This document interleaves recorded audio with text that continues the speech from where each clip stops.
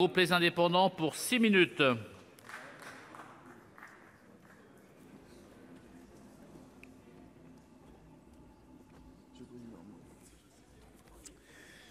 Monsieur le Président, Monsieur le Ministre, Monsieur le Président de la Commission des lois, Monsieur le rapporteur, mes chers collègues, la proposition de loi qu'il nous est donné d'examiner aujourd'hui vise à apporter une réponse plus efficace à des agressions qui se multiplient.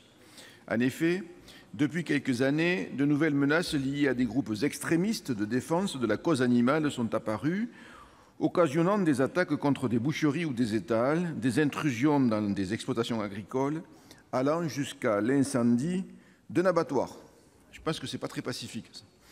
Ainsi, par exemple, au cours de l'année 2018, la Confédération française de la boucherie, boucherie, charcuterie, traiteurs, a recensé une cinquantaine d'agressions. De même, les entraves à la chasse se sont multipliées. Des permanences de chasseurs ont été saccagées, des interventions en forêt ont parfois présenté un danger pour les cavaliers. J'ai moi-même reçu des menaces de mort en inaugurant une maison de la chasse. Anonyme, bien sûr, parce que les gens sont très courageux. Ces actes commis par des individus qui cherchent à imposer leurs opinions par la violence ou par l'intimidation ne sont pas acceptables. Ceux qui agissent ainsi savent-ils que les sangliers qui pullulent, n'est-ce pas, cher Jean-Claude, ou les chevreuils ne peuvent être régulés que par les chasseurs ? Si les citoyens ont le droit d'exprimer leurs convictions au sujet du bien-être animal ou de la consommation de viande, en revanche, au sein d'un État de droit, aucun individu ne saurait imposer ses opinions au moyen de la force.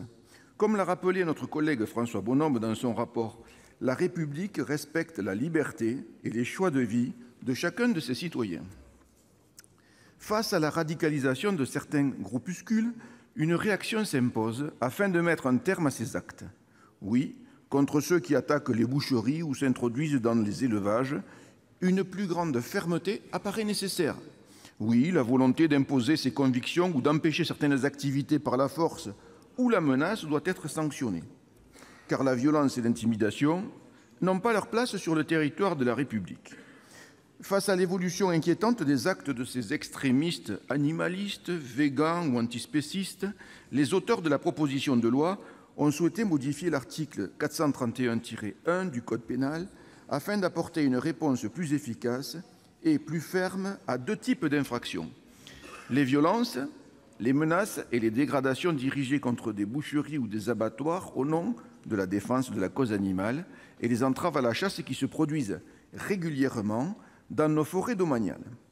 Toutefois, ce texte pose plusieurs problèmes. En premier lieu, il apparaît que la formulation du texte pourrait susciter des difficultés en raison de son caractère très général, au regard de l'exigence constitutionnelle à la fois de clarté et de précision de la loi pénale.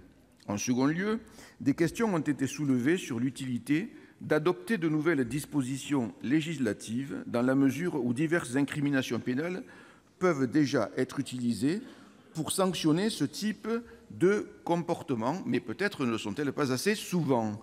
Monsieur le ministre, mes chers collègues, de nombreuses dispositions législatives ou réglementaires permettent de poursuivre les entraves, mais aussi les menaces, les violences et les dégradations. Toutefois, nous constatons que les amendements de précision qui ont été vus en commission améliorent de façon significative le texte initial. Aussi, pour cette raison, certains membres du groupe Les Indépendants s'abstiendront, quand d'autres voteront pour cette proposition de loi. Pour ceux qui votent cette PPL, et j'en suis, je pense qu'il est bon de mettre un coup d'arrêt aux violences, quelles qu'elles soient, par ces groupes d'activistes, et que si nous ne faisons rien, nous les législateurs, on risque de voir se développer des actions d'autodéfense qui seraient préjudiciables à la vie démocratique. Je vous remercie. Merci, chers collègues. Dans la suite de la discussion générale, la parole est à Monsieur Loïc Hervé pour le groupe Union centriste.